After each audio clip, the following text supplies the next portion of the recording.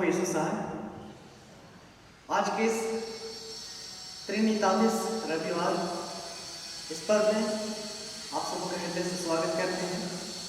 तो आइए हम आज के इस त्रिएक परमेश्वर को हम महिमा और उसकी स्तुति और प्रशंसा करें और हम प्रार्थना के माध्यम से परमेश्वर के निकट आए। आइए हम प्रार्थना करें। हे महान अति सामर्थ्य जिन पिता, हम आपका धन्यवाद करते हैं। तूने हम सबों के जीवन में अपने अनुग्रह को उंडेला और पिता तेरे दया रूपी उस मार्ग पर हमारे को अगुवाई किया है कि आज हम हर एक बीते समय से लेकर हमारे सब कुशल सुरक्षित पाए जाते हैं। आज पिता एक नए जीवन के साथ तो हमारे को अगुवाई करके हम हर एक प्रभु तेरे उन बताए हुए मार्गों पर अपने जीवन को व्यतीत करने और बन पाए। एक एक दुर्बलताओं को आप ही हम सरगाव कर इस समय जब हम तेरी महिमा और तेरी स्तुति करेंगे, हमारे के एक प्रार्थना की बात है, हमारे का जीवन प्रभु तुझे ग्रहण योग्य हो। एक दोष गुनाह अपराधों को तू ही क्षमा कर प्रभु और हमारे का जीवन निरंतर तेरे उस सामर्थ्य हाथों के नीचे हमारे का अपने जीवन को दीनता से व्यतीत करने और बन पाए। प्यार पिता, गीतों को गाने में, वचन के पवित्र संगति में आप हमारे को अगुवाई कर कि आज यह जीवन, यह दिन, यह समय हमारे क्लास इसमें ये प्रार्थना यीशु के नाम में होते हैं, आमीन। तो आइए हम आज के लिए आह्वान वचन हम सुनेंगे और जो हमें मिलता है भजन संहिता की पुस्तक भजन संख्या 125 और पहला और दूसरा पद। भजन संहिता 125 और पहला और दूसरा पद। वचन कहता है, जो यहोवा पर भरोसा रखते हैं वे सिय्योन पर्वत के समान है, जो टलता नहीं वरन सदैव स्थिर रहता है। जिस प्रकार यरूशलेम के चारों ओर पहाड़ है, उसी प्रकार यहोवा अपनी प्रजा के चारों ओर अब से लेकर सर्वदा तक बना रहेगा। यहाँ तक आमीन। तो हम आज के आराधना को शुरू करते हुए हम लोग साक्षीवाणी से गीत गाएंगे। साक्षीवाणी गीत संख्या 3। साक्षीवाणी गीत संख्या 3। मैं तुझको गाऊंगा ईश्वर।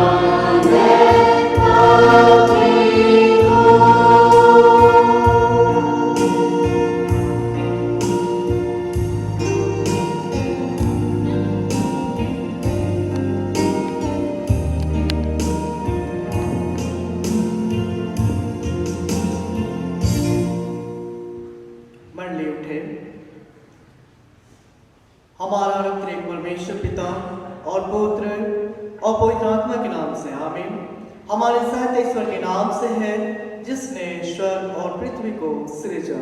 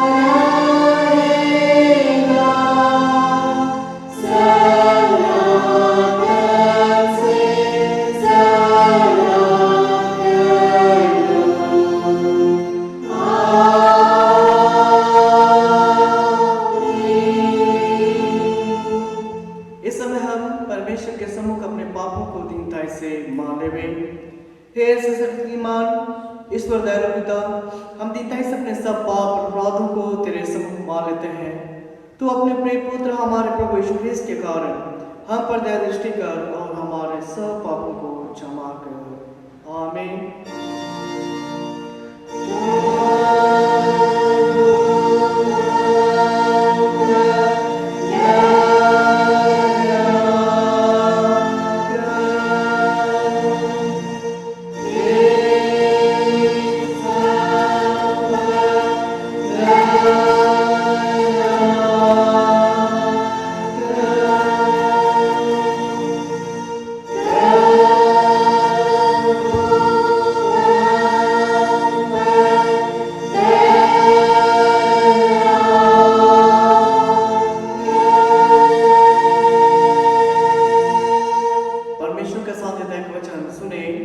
पहाड़ सरक जाएंगे और पहाड़ियां हिल जाएगी, पर मेरी दया तेरे पास से न सरकेगी और न मेरे कौशल की वाचा हिलेगी।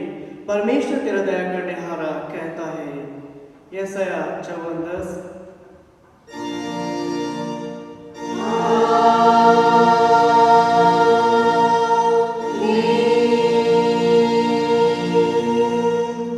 सबसे ऊंचे स्थान में ईश्वर का गुणगान हो।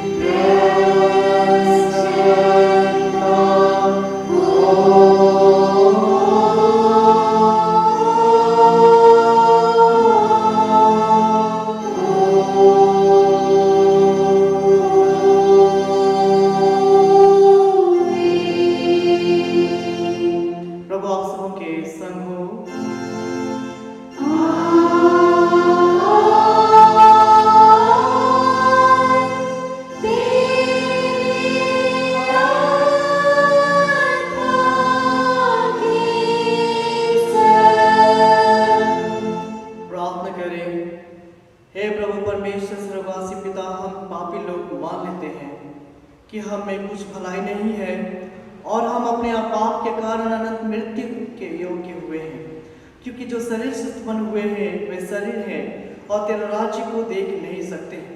परंतु हम तेरी विनती करते हैं कि हम पर अनुग्रह कर और अपने पुत्र हमारे प्रभु यीशु ख्रीस्त के कारण पवित्र आत्मा को हमारे मनों में भेज और हमको नवीन मनुष्य बना, जिससे हम जैसा पवित्र बपतिस्मा में हमें वाचा दी गई है वैसे ही ख्रीस्त के द्वारा पापों की क्षमा पर निश्चयता सहित विश्वास करें।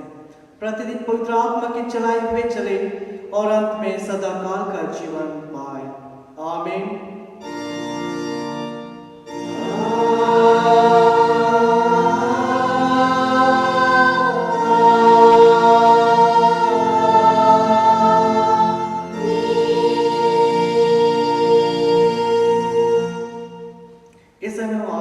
आज के लिए पहला पाठ वचन पढ़ेंगे जो हमें मिलता है विषयों के पत्री और अध्याय संख्या पहला,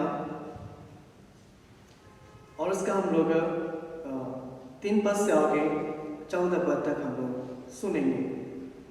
इफिसियों के नाम पौलुस प्रेरित की पत्री उसका अध्याय संख्या 1 और 3 पद से आगे 14 पद तक वचन हमें कहता है, हमारे प्रभु यीशु मसीह के परमेश्वर और पिता का धन्यवाद हो कि उसने हमें मसीह में स्वर्गीय स्थानों में सब प्रकार की आत्मिक आशीष दी है, जैसा उसने हमें जगत की उत्पत्ति से पहले उसमें चुन लिया कि हम उसके निकट प्रेम में पवित्र और निर्दोष हों, और अपनी इच्छा के भले अभिप्राय के अनुसार हमें अपने लिए पहले से ठहराया कि यीशु मसीह के द्वारा हम उसके लिए पालक पुत्र हों, कि उसके उस अनुग्रह की महिमा की स्तुति हो जिसे उसने हमें उस प्रेम में सेंत में दिया।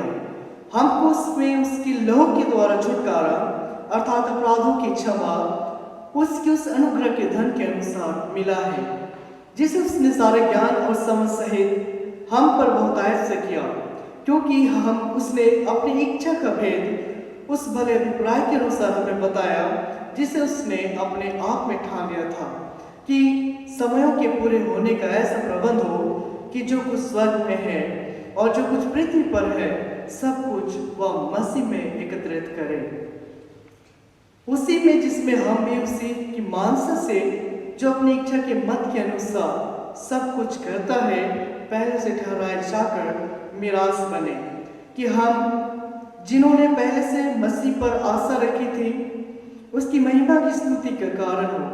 और उसी में तुम पर भी जब तुमने सत्य का वचन सुना जो तुम्हारे उद्धार का सुसमाचार है और जिस पर तुमने विश्वास किया, प्रतिज्ञा किए हुए पवित्र आत्मा की छाप लगी, वह उसके मोल लिए हुए वों के लिए छुटकारे के लिए हमारी मिरास का बयान है कि उसकी महिमा की स्तुति हो। यहाँ तक आमीन। तेरा धन्यवाद हो। हालेलुया।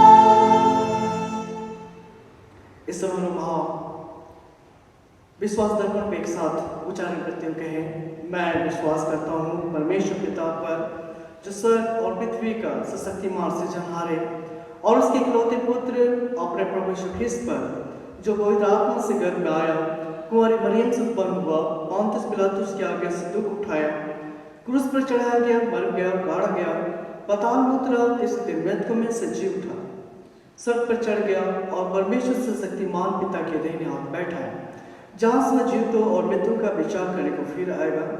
मैं विश्वास करता हूँ पवित्र आत्मा पर, एक ही पवित्र ख्रिस्तानी कलीसिया, पवित्रों की संगत पर, पापों की क्षमा, देह के झुकने और अनंत जीवन पर। आमीन।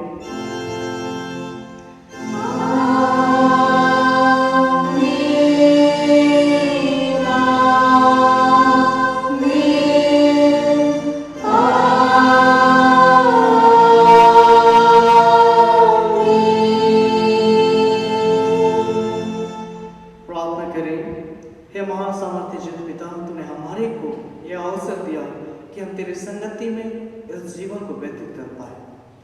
तो ये जो प्रभु हमारे को बढ़ाता है और अपने वचन की सामने से हमारे के जीवन को तो अगुवाई करता है कि हम तेरे पवित्र मार्गों पर चलें।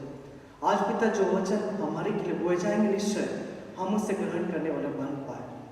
हमारे हृदय को प्रभु उन पवित्र वचनों को ग्रहण के निमित्त प्रभु तैयार कर।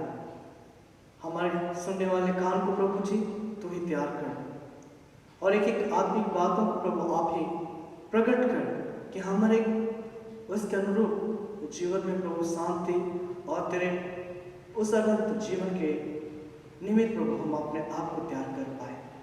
तो ही हमें अपनी उपस्थिति में हमारे के मन आत्मा को अपने ईश्वर के ज्ञान और बुद्धि से परिपूर्ण करते हुए तैयार कर, अपनी समझ को निर्भर कि जिससे हम तेरे वचन की उस पवित्र संगति में हम आत्मिक तरह में हम जीवन को व्यतीत करने बन पाए।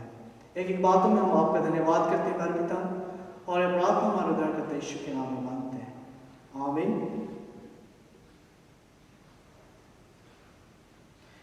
तो आज के लिए आप के जीवन में परमेश्वर आशीषों को डेला है। परमेश्वर की आशीष, उसकी उपस्थिति और हमारे परमेश्वर ख्रिस्त का प्रेम आप सबों के जीवन में बहुत ऐसे होने पाए। तो आज के लिए हम वचन उपदेश के लिए जो हमें मिलता है यूहन्ना रचित सुसमाचार और उसका अध्याय संख्या 3 और पहले पद से आगे हम लोग 15 पद तक सुनेंगे। यूहन्ना रचित सुसमाचार और अध्याय संख्या 3 पहले पद से आगे हम लोग 15 पद तक। वचन हमें कहता है, फरीसियों में निकोदेमुस नाम का एक मनुष्य था जो यहूदियों का सरदार था। उसने रात को यीशु के पास आकर उससे कहा, हे रब्बी, हम जानते हैं कि तू परमेश्वर की ओर से गुरु होकर आया है, क्योंकि कोई इन चिन्हों को जो तू दिखाता है, यदि परमेश्वर उसके साथ ना हो तो नहीं दिखा सकता। यीशु ने उसको उत्तर दिया, मैं तुझसे सच सच कहता हूँ, यदि कोई नए सिरे से ना जन्मे तो परमेश्वर का राज देख नहीं सकता। निकोदेमुस ने उससे कहा, मनुष्य जब बूढ़ा हो गया तो कैसे जन्म ले सकता है? क्या वह अपनी माता के गर्भ में दूसरी बार प्रवेश करके जन्म ले सकता है? यीशु ने उत्तर दिया, मैं तुझसे सच सच कहता हूँ, जब तक कोई मनुष्य जल और आत्मा से ना जन्मे तो वह परमेश्वर के राज्य में प्रवेश नहीं कर सकता। क्योंकि जो शरीर से जन्मा है वह शरीर है, और जो आत्मा से जन्मा है वह आत्मा है। अचंभा ना कर कि मैंने तुझसे कहा, तुझे नए सिरे से जन्म लेना अवश्य है। हवा जिधर चाहती है उधर चलती है और तू उसका शब्द सुनता है, परंतु नहीं जानता कि वह कहाँ से आते और किधर को जाती है। जो कोई आत्मा से जन्मा है वह ऐसे ही है। निकोदेमुस ने उसको उत्तर दिया, ये बातें कैसी हो सकती हैं? यह सुनकर यीशु ने उससे कहा, तू इस्राएलियों का गुरु होकर भी क्या इन बातों को नहीं समझता? मैं तुझसे सच सच कहता हूँ कि हम जो जानते हैं वह कहते हैं, और जिसे हमने देखा है उसकी गवाही देते हैं, और तुम हमारी गवाही ग्रहण नहीं करते। जब मैंने तुमसे पृथ्वी की बातें कही और तुम विश्वास नहीं करते, तो यदि मैं तुमसे स्वर्ग की बातें कहूँ तो फिर कैसे विश्वास करोगे? कोई स्वर्ग पर नहीं चढ़ा, केवल वही जो स्वर्ग से उतरा, अर्थात मनुष्य का पुत्र जो स्वर्ग में है। और जिस रीति से मूसा ने जंगल में सांप को ऊंचे पर चढ़ाया, उसी रीति से आवश्यक है कि मनुष्य का पुत्र भी ऊंचे पर चढ़ाया जाए, ताकि जो कोई उस पर विश्वास करे वो अनंत जीवन पाए। यहाँ तक आओ। ख्रिस्त में प्यारों, माता पिता, भाई बहनों, आज हमारे त्रिनितातीस काल में, त्रिनितातीस पर्व में हम हर एक आज पहुंच पाते हैं, और यह काल त्रिएक परमेश्वर का काल है, जहां हम पिता, पुत्र, पवित्र आत्मा की स्तुति हम करते हैं। आज इस वचन में जो हमारे के लिए उपदेश वचन है, आज यह वचन परमेश्वर के राज्य के विषय और किस रीति से हम उस राज्य में पहुंच पाएंगे उसके विषय वर्णन किया गया है। हम लोग यहाँ निकोदेमुस और यीशु मसीह के बीच वार्तालाप को हम देखते हैं, और इसमें हम इस वचन में हम देखते हैं कि जो फरीसियों में जो निकोदेमुस नाम का जो एक व्यक्ति था, वह व्यक्ति अपने समय में वो सम्मानित व्यक्ति था, और वो सनेहद्रीन का वो सदस्य था, जिसके कारण लोगों में वह काफी परिचित व्यक्ति था, सम्मानित व्यक्ति था, और वह यहूदियों का, फरीसियों का वह अगुवाई करने वाला वह अगुवा था। तो हम उसके विषय में हर जानते कि वो हर चीजों का वह जानकार था, और वचन हमें बताती है कि वो यीशु से रात के समय मिलने आता है। रात के समय हम देखते हैं एक ऐसे समय, बहुत विद्वानों का मानना है कि दिन में शायद लोग यीशु को घेरे रहते थे, जिसके कारण वह मिल नहीं पाता है। और दूसरी बात, वह रात के समय इसलिए क्योंकि सदूकी और फरीसी यीशु से नफरत करते थे। उसको मसीह स्वीकारना, यहूदियों को यीशु मसीह को मसीह स्वीकारना उनको अच्छा नहीं लगता था। तो हम इस रीति से देखेंगे कि यहूदी और फरीसी जो थे वे यीशु मसीह के विपरीत थे, जिसके कारण निकोदेमुस जानता था, इस कारण वह रात को मिलने आता है। और हम इस बातों के विषय चर्चा को देखते हैं कि निकोदेमुस जानता था कि यीशु मसीह जो है वह परमेश्वर की ओर से आया था। जो भी ऐसे कर्म यीशु मसीह ने अपने लोगों के बीच में प्रकट किया, जिससे निकोदेमुस को यह ज्ञात हुआ कि वह निश्चय परमेश्वर के ओर से आया है। तब वो आता है और हम इस बातों को देखते हैं, रबी कर यहाँ यीशु को निकोदेमुस क्या करता है, नमस्कार करता है। तो हम इस बातों को देखते हैं, यहाँ का विषय जो है उस परमेश्वर के राज्य के विषय है। और इसमें हम लोग देखते हैं, यहाँ वचन कहता है, यीशु ने, तीसरा पद हम देखते हैं, यीशु ने उसको उत्तर दिया, मैं तो उसे सच सच कहता हूँ, यदि कोई नए सिरे से ना जन्मे तो परमेश्वर का राज देख नहीं सकता।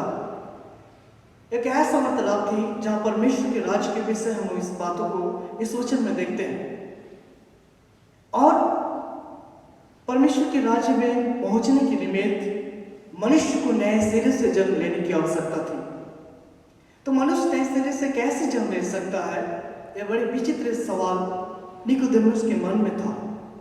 वह सोचता है क्या मनुष्य दोबारा जन्म ले सकता है? आगे के पदों में जब देखते हैं, वह दोबारा कैसे मां के गर्भ में प्रवेश कर सकता है, क्योंकि मनुष्य एक बार जन्म लेता है, दोबारा नहीं।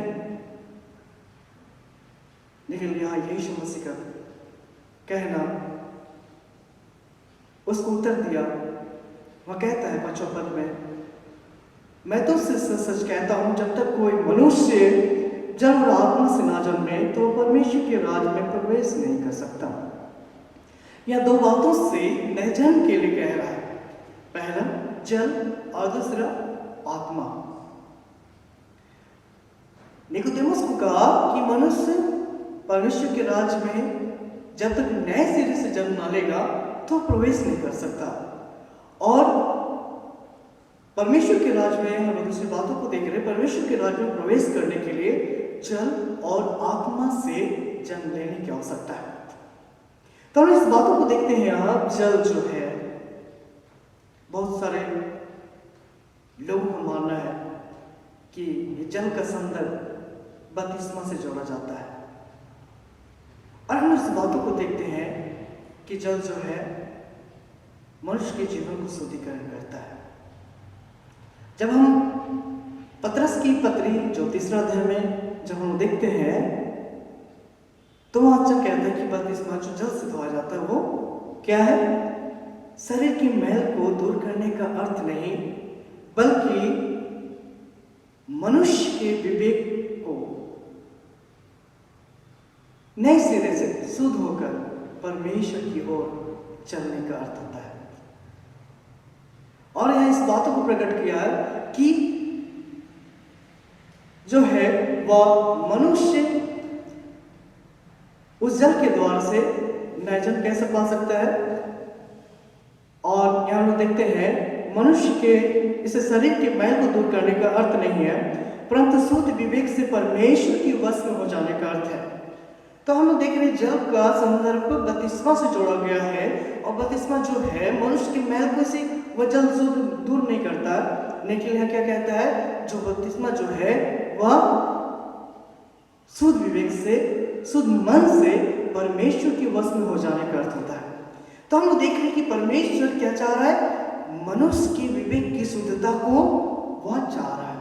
तो जल से जो जोड़ा जा रहा है वो मनुष्य की विवेक, जो मनुष्य के जो कंसंस है, जो हम लोग मन है, उसको शुद्धता की बातों को वहां वर्णन कर रहा है। तो यहाँ देख रहे हैं कि मनुष्य के विवेक के शुद्ध हो जाने का, वो परमेश्वर के वश में हो जाने का वो अर्थ है। तो हम लोग देखते हैं कि जल किस रीति से शुद्धि करती है, यह जल के विषय वर्णन किया गया है। लेकिन जल क्या है, वह मनुष्य के जीवन को शुद्ध करने का ये नहीं, लेकिन विवेक से, पूर्ण रीति से, जब तक मनुष्य भीतरी रूप से मन से शुद्ध ना हो तब तक कार्य नहीं करेंगे। तो हम देखते हैं कि यह जल, बहुत सारे विद्वान इस जल को परमेश्वर के वचन से जोड़ते हैं। क्यों? क्योंकि उन्होंने समाचार में जब दूसरा अध्याय में देखते हैं, वहाँ यीशु मसीह जल के माध्यम से दाखरस को बढ़ाता है, जहाँ पर यीशु मसीह अपने वचन के माध्यम से उस जल पर सामर्थ को प्रदान करता है। तो जल का प्रतीक जो है परमेश्वर के वचन से।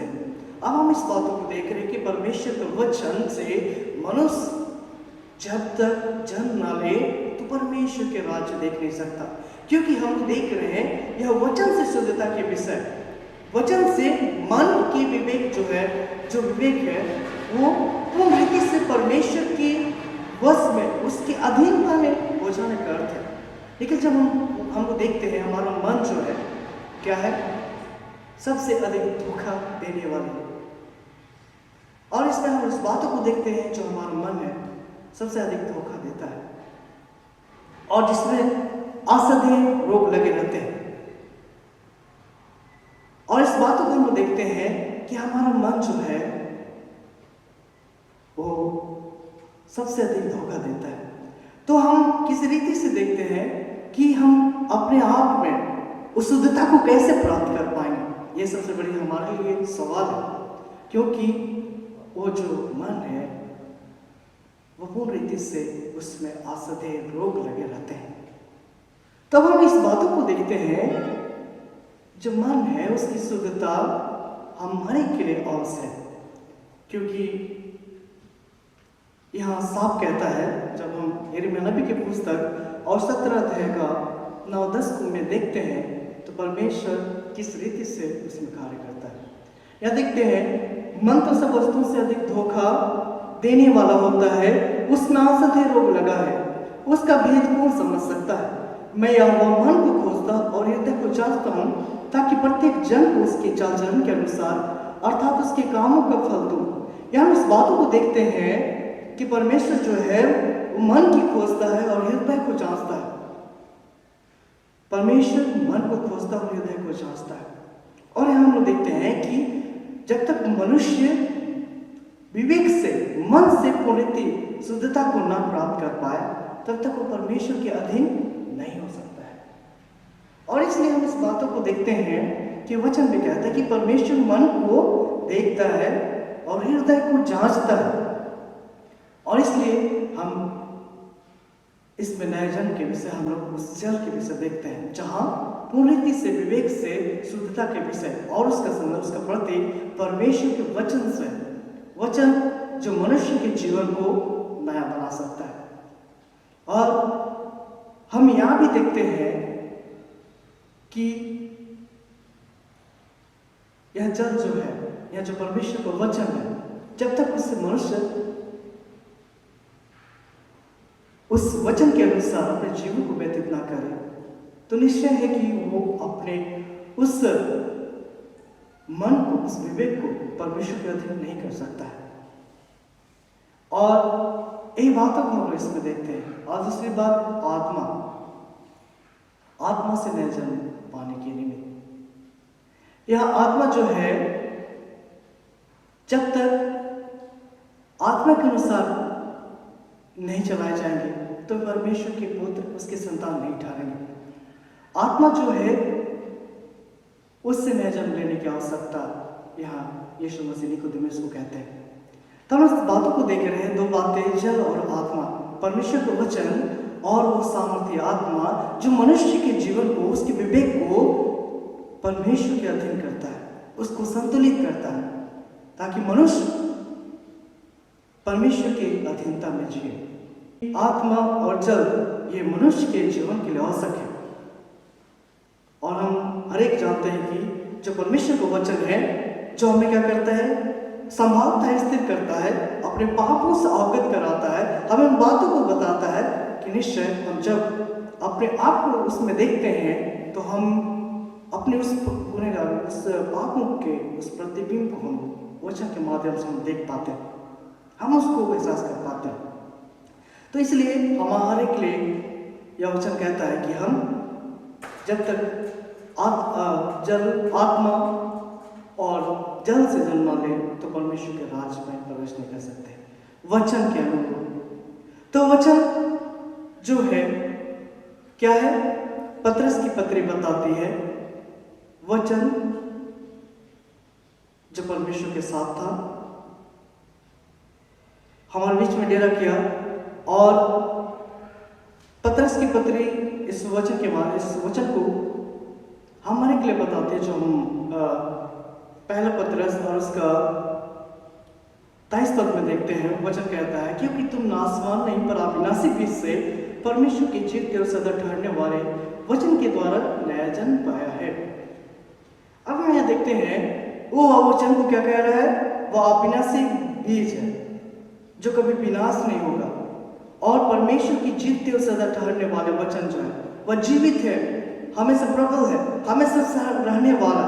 उस वचन के द्वारा से जो हम मनुष्य के बीच में प्रकट हुआ, हम उसके अधीनता में उस पर विश्वास के माध्यम से हमारे का जीवन एक नए जन्म को पाता है। तो सबसे बड़ी बात है कि परमेश्वर के राज्य को हम जब प्रवेश करना चाहेंगे, जब तक परमेश्वर की इच्छा के अनुरूप हम ना चले तो नहीं पहुंच पाएंगे।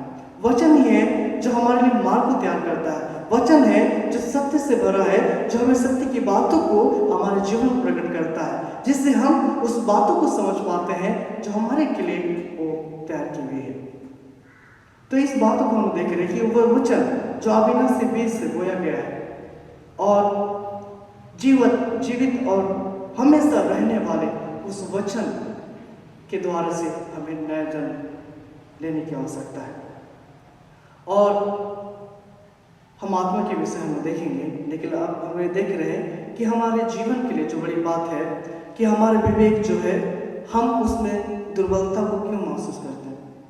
क्योंकि जब हम जीवन को जीते, हमारा मन जो है हमारे शारीरिक कार्य के एक एक अंगों को वह क्या करता है? संचालित करता है। इसलिए कहता है आगे 6वां पद में, क्योंकि जो शरीर से जन्मा है वह शरीर है, और जो आत्मा से जन्मा है वह आत्मा है। क्योंकि शरीर के कार्य अलग है और आत्मा के कार्य अलग है। शरीर के कार्य मनुष्य जो है वो अपने आत्मिक रीति जो अपने मन से अपने जीवन को, अपने शरीर को चलाता है। और इसलिए कहता है कि शरीर और मन दोनों एक दूसरे के विरोधी है। हम लोग देखते हैं गलती की पत्री हमें यही बताती है।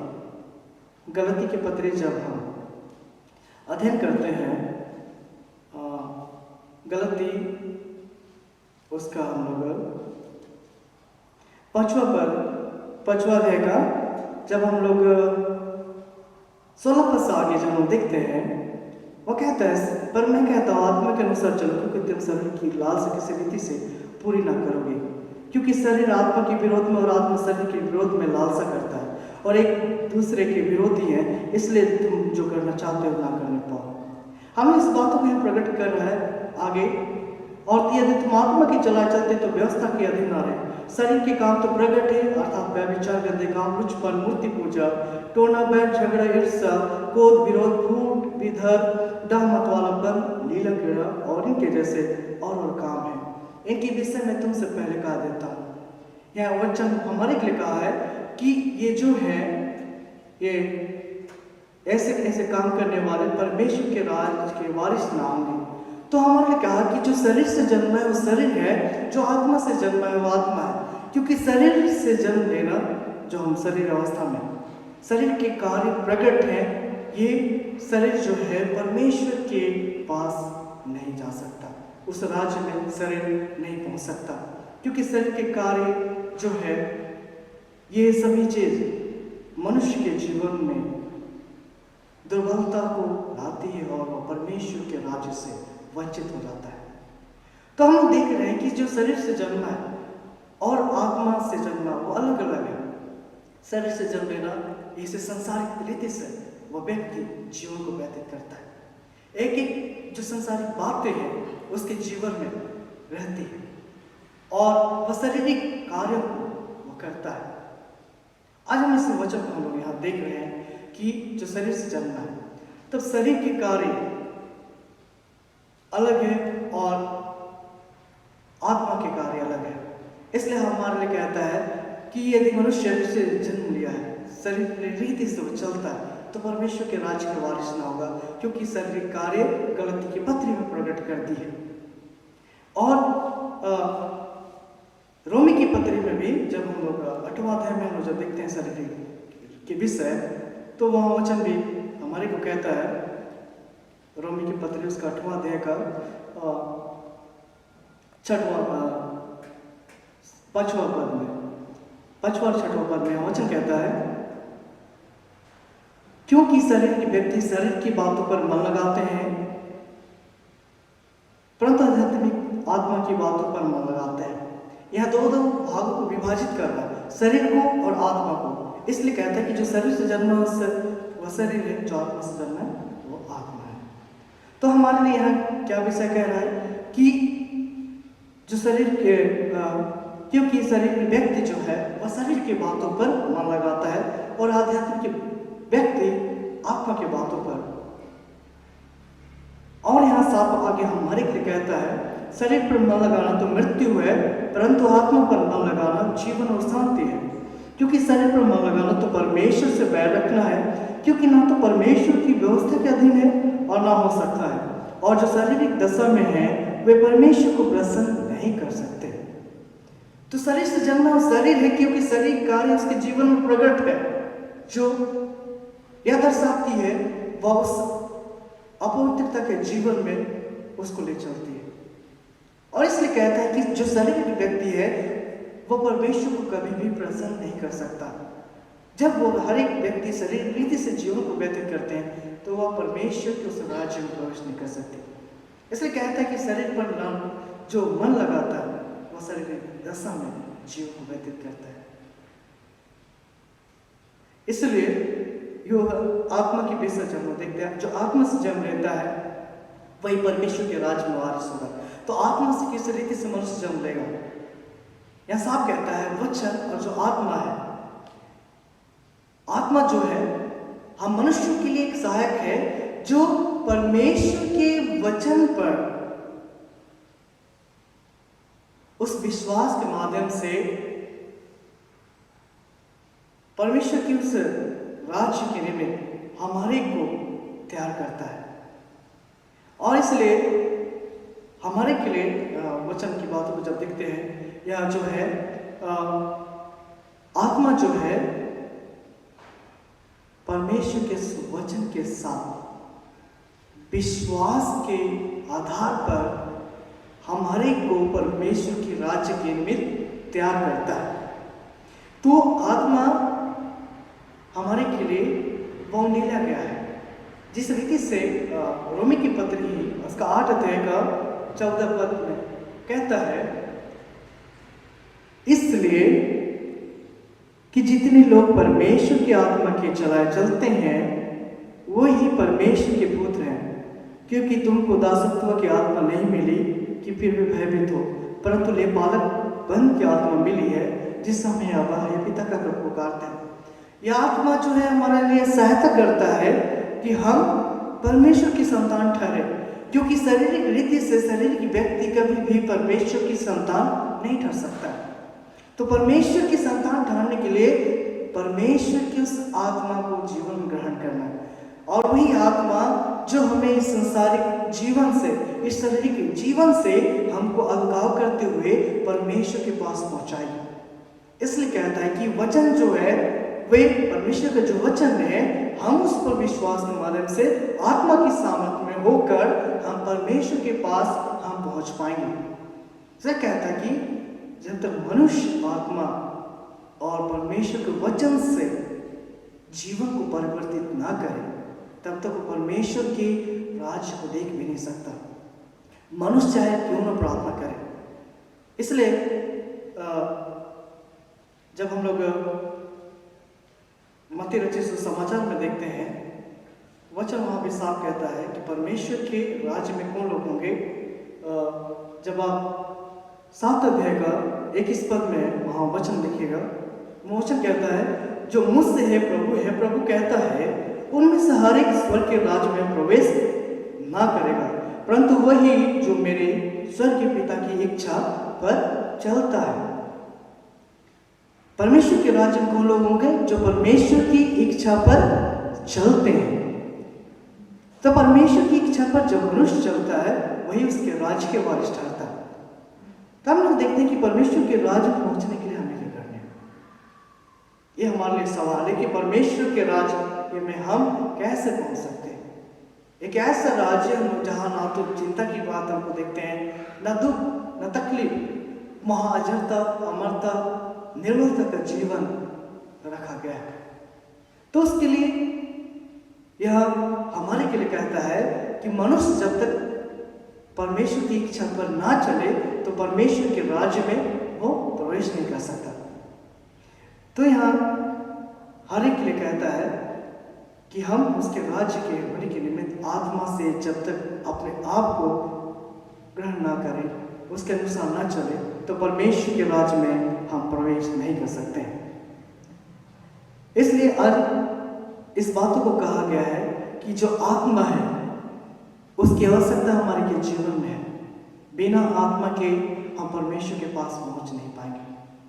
आत्मा की पहचान हम उसके फलों से हम कर पाते हैं, और जब आत्मा को हम देखते नहीं, जिस रीति से आगे के पदों में कहा गया है यूहन्ना समाचार में,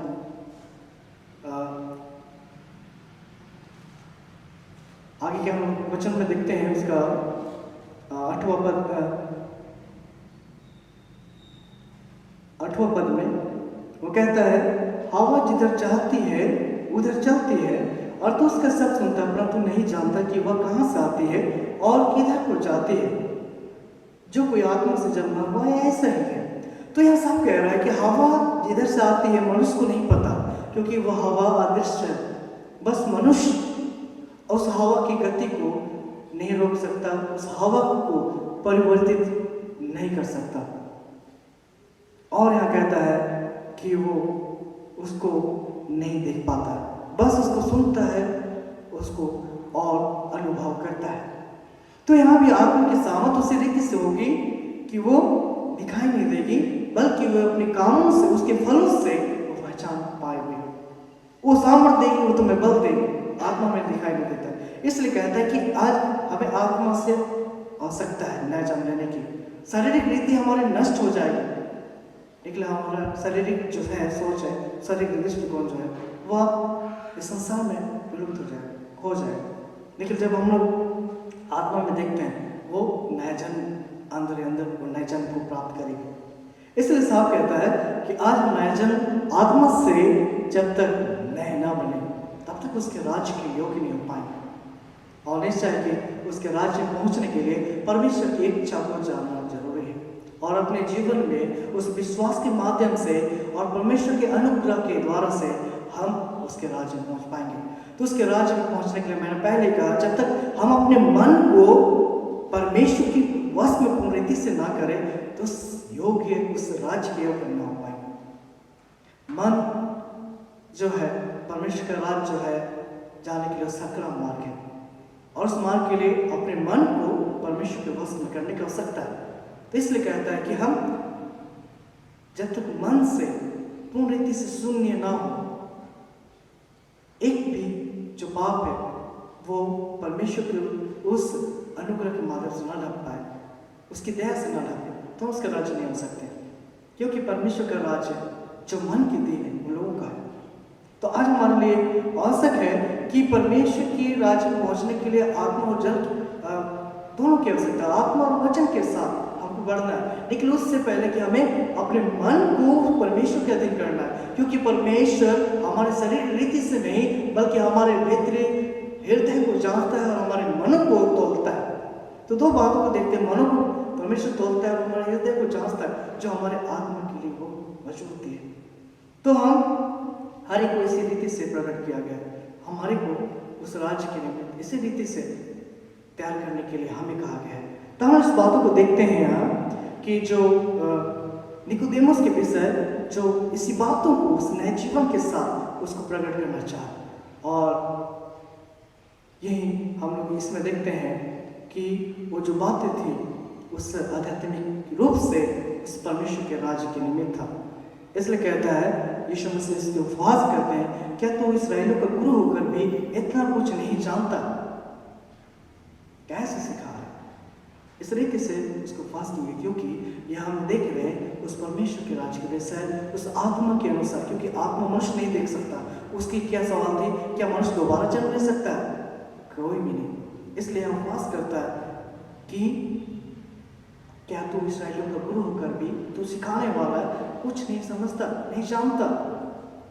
इसलिए कहता है यीशु मसीह अपने विषय या आगे की बातों में हम जब देखते हैं यीशु मसीह अपने गवाही अपने विषय को देता है, अपने आप को प्रकट करता है कि वह किस रीति से मनुष्य के जीवन के उद्धार के निमित्त वह कार्य करेगा।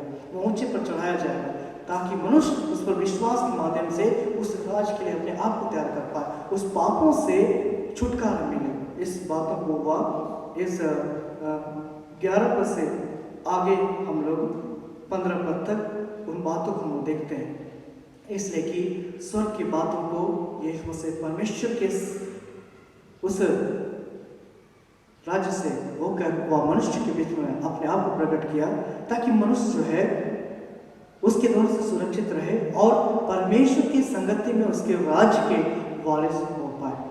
इस निमित्त हम उस बातों को देखते हैं कि वह वहां से उतरा, उस बातों को प्रकट किया ताकि मनुष्य अपने आप को तैयारी कर पाए उस राज्य के लिए जहां उनको निश्चित रूप से आवश्यक है उस राज्य में जाने के निमित्त अपने आप को तैयार करना।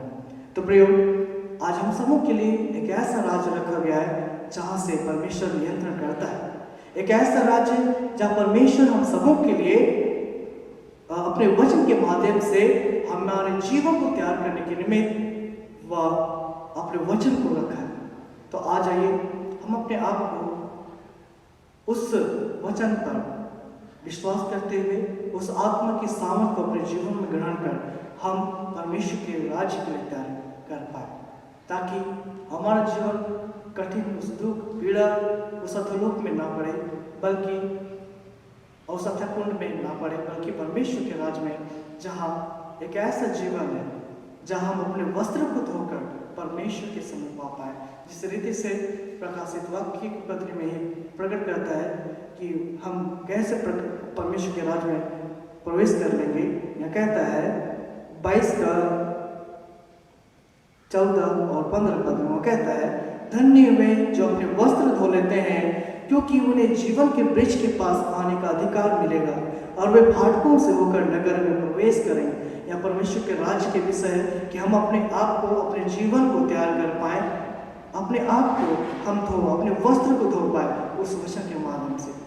और आगे कहता है उन लोगों के लिए जगह नहीं, पर कुत्ते टोने और व्यभिचार और हत्या और मूर्ति पूजक और हर एक झूठ का चाहने वाला करने वाला बाहर रहेगा, कहता है। इसलिए अपने आप को परमेश्वर के हाथ में सौंपे, उसकी इच्छाओं पर चले ताकि उसके राज्य के योग्य हो पाए। परमेश्वर हमारे के मन आत्मा को, हमारे विवेक को तैयार करे कि हमारा विवेक शरीर की इच्छाओं पर नहीं लेकिन आत्मा की इच्छाओं पर हो, ताकि हम आत्मा के अनुसार चलते हुए शारीरिक कार्यों को, उसके अभिलाषाओं को हम अपने जीवन से उतार फेंकेंगे।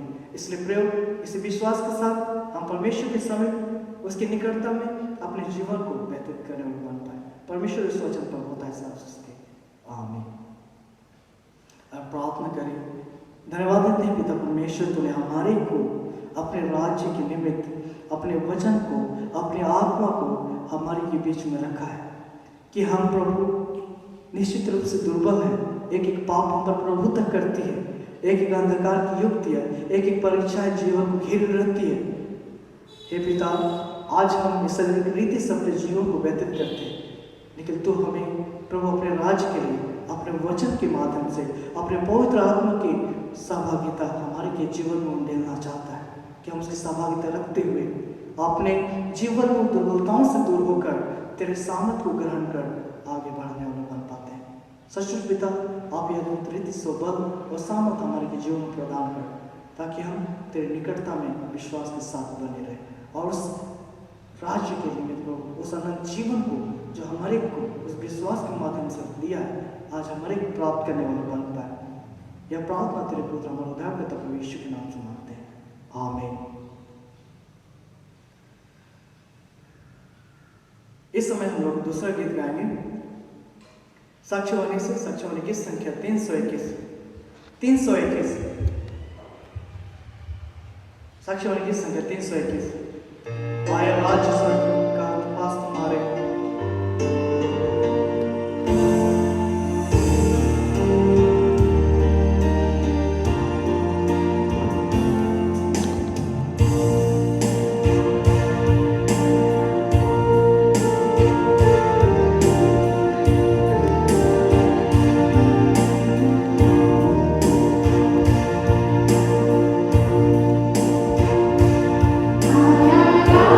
Just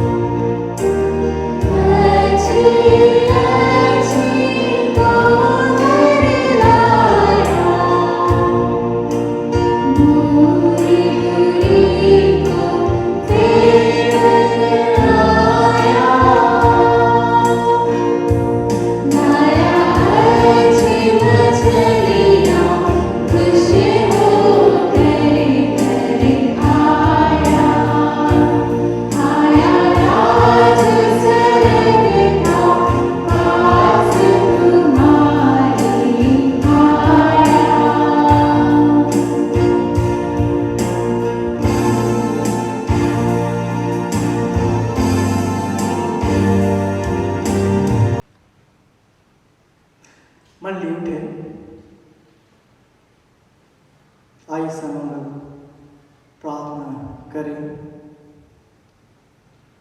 प्रभु का वचन हम कहता है, जो यहाँ पर भरोसा रखते हैं वे सिय्योन पर्वत के समान है, जो कभी टलता नहीं वरन सदैव स्थिर रहता है। आमीन। हे जीवित पिता, हम आपका धन्यवाद करते हैं कि आज हमारे को सकुशल का जीवन देकर आपने संभाला है। तेरी उपस्थिति में प्रभु हमारे को अगुवाई किया और प्रभु हमारे अपने जीवन को सकुशल और तेरे दया दृष्टि में हमारे सुरक्षित पाए जाते हैं। पिता, यह समय निश्चय हमारे के लिए बहुत ही पीड़ादायक है। आज हमारे एक सुंदर संगति में होकर हमारे अपने जीवन को हम नहीं बिता पाते हैं, फिर भी प्रभु आज तो हमारे के हृदयों को, हमारे मन जीवन को प्रभु तू देखता और जानता है।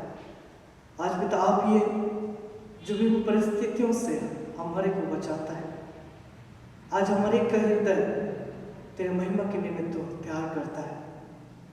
प्यारे पिता, हमारे तेरे समीप अपने जीवन को व्यतीत करना चाहते हैं। तू अपने अद्भुत रीति से अपने बल और अपने आत्मा के सामने से हमारे को अगुवाई कर कि तेरे दया दृष्टि में, तेरे संगति में निरंतर प्रभु हम हर एक सुरक्षित रह पाए, तेरे उत्तम आशीषों को हमारे प्राप्त करने में बन पाए।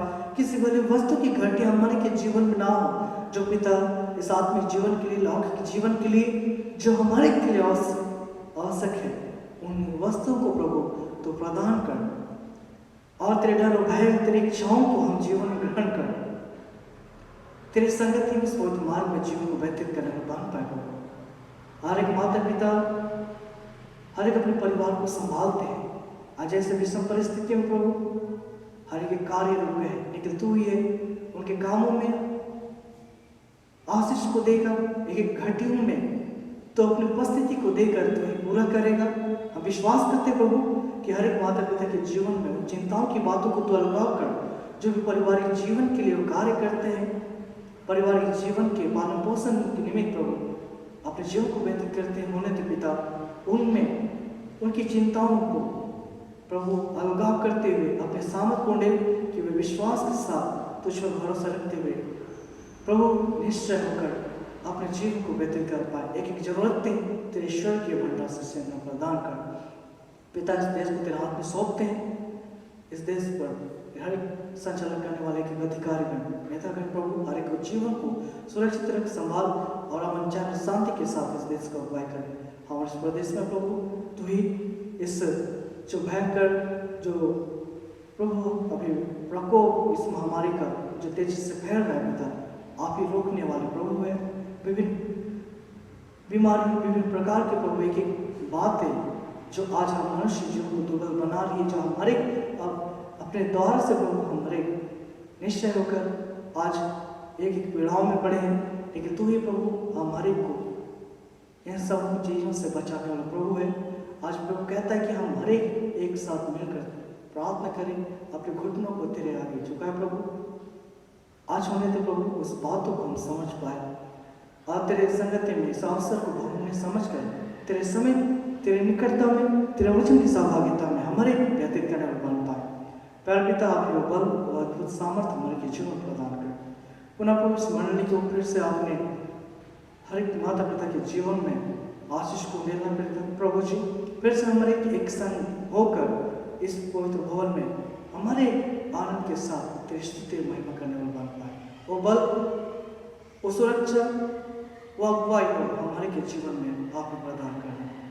हर बुजुर्ग माता पिता के जीवन को आप सुरक्षित रखना और हर एक बच्चों को पढ़ाई लिखाई में प्रभु अपने ईश्वर के ज्ञान उपदेश से भरपूर करते हैं, उनके भावी जीवन को जीवनमय बनाना। एक नौजवान युवक व्यक्तियों को प्रभु आप अपने संपूर्ण दया से अपने धर्म में देने हाथ से संभाले रखना, ताकि हर एक प्रभु समय की परिपूर्णता में भयभीत ना होकर बल्कि तुझ पर विश्वास करते हुए अपने कदमों को तेरे संगति में लाते हुए प्रभु उस जीवन में उन्नति और आनंद के साथ हर एक व्यतीत कर पाए।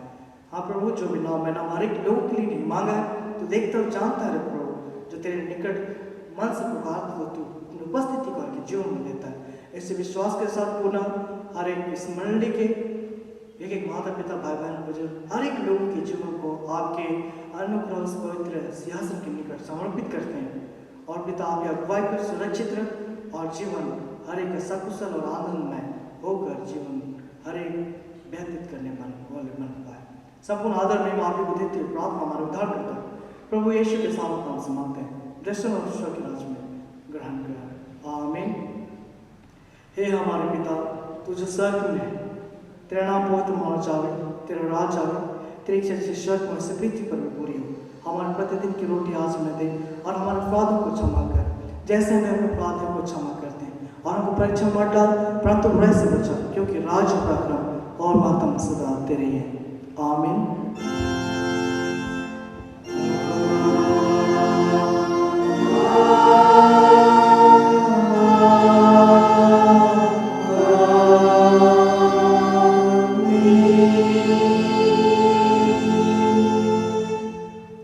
इस समय परमेश्वर की आस विश्वास से उदित मन से ग्रहण करें। परमेश्वर तुझे आस दे तेरी रक्षा करे। परमेश्वर अपना मुख का प्रकाश तुझ पर चमकावे, तुझ पर अनुग्रह करे। परमेश्वर अपना मुख का प्रकाश तुझ पर चमकावे और अपना कुशल देवे, आमीन।